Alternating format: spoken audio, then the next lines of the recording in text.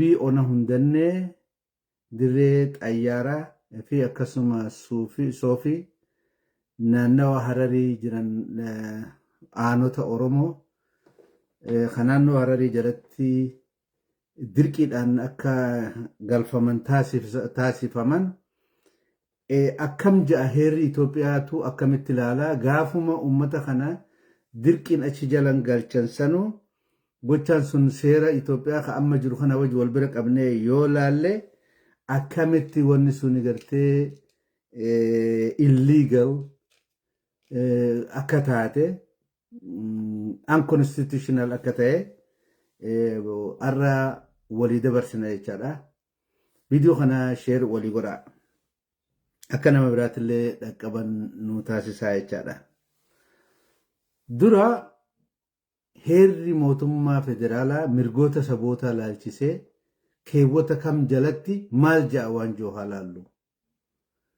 Mirgoota akkamitti kennaa mirga san keessaa warri aanaalee sadeen jala jiran kuni maal dhabani haala seericha biyyattii faallessuun akkamitti ummanni sun miidhaa kanaaf akka saaxilamee waliin laalla jechaadha. Wanni guddaan yoo heera mootummaa lakkoofsa 9 takkaa'u keewwata 9 lakkoofsa takkaa fi 2 yoo laalle lakkoofsa takka gubbatti heerri mootummaa federaalaa kun heera hundarra gubbaadha ol aanaadha the supreme law of the land jedha. Waan seera kana faallessu namni tokkollee godhuun qabu jechaa dubbata. Gadi buunee lakkoofsa lammaffaa irratti ammoo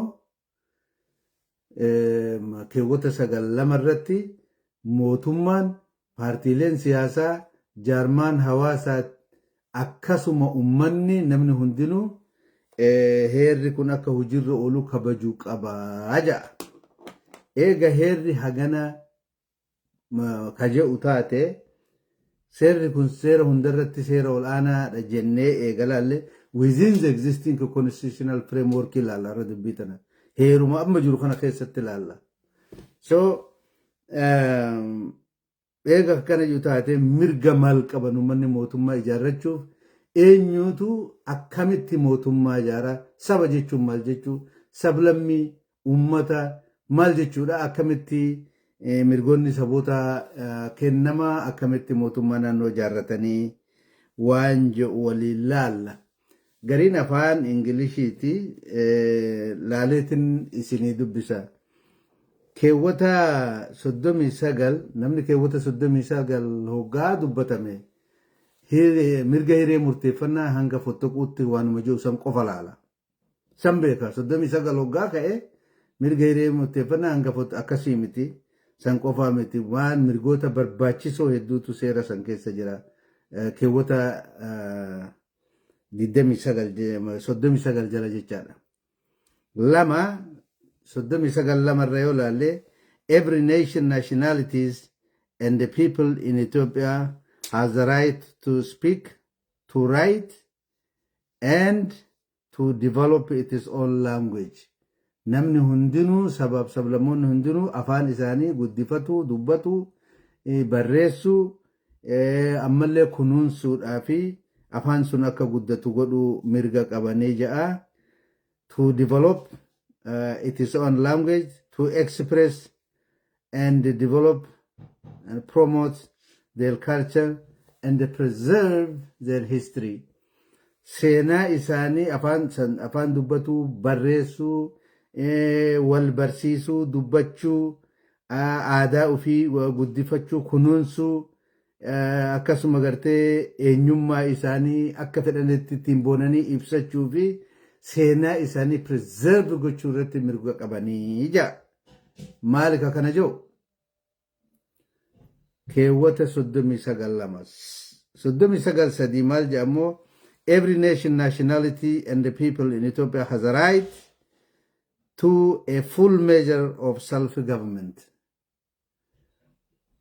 Sabni sabab sablammoonni fi ummatoonni Itoophiyaa keessa jiran hundinuu mootummaa isaanii ijaarrachuudhaa fi mirga ifiin of bulchiinsaa qabani which includes the right to establish to establish institutions of self-government, mirga mootummaa ifiin of bulchuudha dhaabbatu in the territories that it inhabits, and equitable representation in the state and federal government. Mootummaa jaarrachuu qofa osoo hin taane mootummicha san keessaa fi mootummaa federaalaa keessatti bakka bu'ummaa isaan fakkaatu. Equitable jechuun namni uummata miliyoona 30 qabuu fi namni miliyoona 10 qabu wal qixa lakkoofsan baasu akka yaade gaafa duraa paartiilee afran keessaa nama 9 baasee yaadee mitir beet yaadisan sun lakkoofsa wal qixa namaa fidanii garuu achi keessa gartee inequality jira jechaadha. Warroonni xixiqqaan akka TPLFan social base xiqqaa keessaa dhufanii nama 9 warra biraa wajjin ta'anii so equitable jechuun namuu akka humna isaatti akka hedduu mana isaatti jechuudha. Warri akka Oromoo hedduun kun hedduu so akkas ja'a. Eega hagana jennee kana dubbanne waan dubbii guddoo ijoo guyyaa har'aa irratti mari'annutti waliin deebinaa jechaadha. Maali? Keewwata 39 muraa 5 ka amma arra irraa dubbachuu deemnu keewwata 39 kanaa jechaadha. Maal jaa kun? A nation, nationalities and the people for the purpose of this constitution akka heera kanaatitti is a group of people who have or share a large measure of a common culture, similar customs, mutual intelligibility of language, belief in a common or related identities, a common psychological makeup, and who inhabits an identifiable predominantly contiguous territory. Maal jechuudha kun? Namni ummanni tokko jechuun sabaa fi sablammoota mootummaa jaarratuuf mirga qabu. Naannoo tokko jiraatu ummata sanii jechuun ummata akkamii? Ummata afaan tokko dubbatu. Ummata aadaa waloo waliin qabu. Ummata safuu wal fakkaataa qabu. Ummata afaan itti wal hubatu waan namni tokko dubbatu irraa dhaga'u waan inni si gaafateef deebisaa itti kennu atilleen gaafii gaafattee akka siifi namicha san iddoo afaaniin wal dhaga'uun akka jiraatu waan siifi isa iddoo jiru hariiroo keessan karaa afaanittiin wal hubannaa gaariin akka jiraatu godhuu si dandeessu wajjin qabaachuu jechaadha. Similar custom jechuun wanni safuu wal fakkaataa afaanis bifa areefu dubbanne kanaan warra qabu ta'uu. Common psychological makeup jechuun ummata qorqalbiin isaanii akka tokkotti yaadu and who inhabit an identifiable predominantly contiguous territory. Ummata daangaa beekamaa tokko ka walitti dhaabbatu ka adda cituu miti. Oromiyaan yoo amma Oromiyaa regional state takkaa'u mootummaa naannoo Oromiyaa hoggaa jenne biyyoonni mootummaa naannoo Oromiyaa jalatti zooniin hundi achi jalatti hamatan ka daangaan lafaa wal tuqu ta'uu qaban. By the way, afaanii fi aadaa fi safuu fi waan olitti dubbanne kana mara oduu qabanu ummanni walloo wanni nurraa citaniif sababaa dachii wal tuyxu keessa jiraachuu keewwata 39 lakkoofsa 5 gubbaa ka taa'e dachii wal tuquu hajuu kana wajji jiraachuu afaan tokko dubbatu aadaa safuu waan hunda waliin qooddatu common psychological makeup qabaachuu waan ammoo collective identity isaanii ibsu hunda wajjin qabaachuutti dabalatee dachiinis akkatti wal tuyxee isteetni biraa kamuree achi isaan bisu akka hin jiraanne tahuu qabaa ja'a. Waliif galaa jiran. Walloo wanni itti dhabne bakka tana keewwata 39 shantama kanaani naannoo amaaraa jala nurraa galan keewwata 39 shan jechuu kiyya. Eegan hangana je'ee gara ona hundanneetii fi gara aanaa dirree xayyaaraa ammallee soofii warreen amma naannoo hararii jala galan kana laalla. Bara 1995 gaafa heerri kun jirra ol akka lakkoofsa Awurooppaatti jechuu kiyya.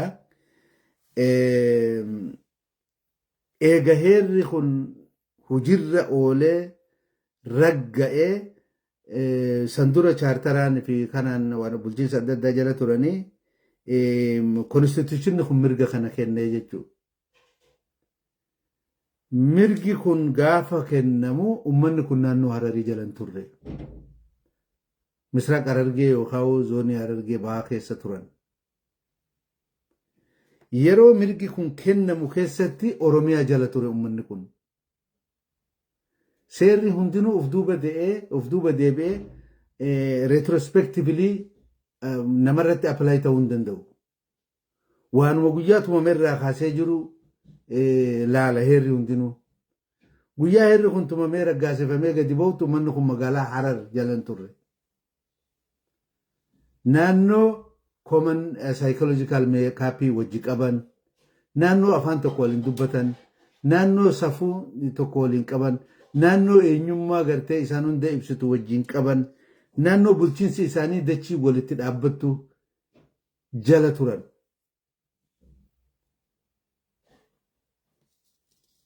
Akkaataan isaan fuudhamanii naannoo Hararii jala itti galfaman akka heera mootummaa federaalatti illegal.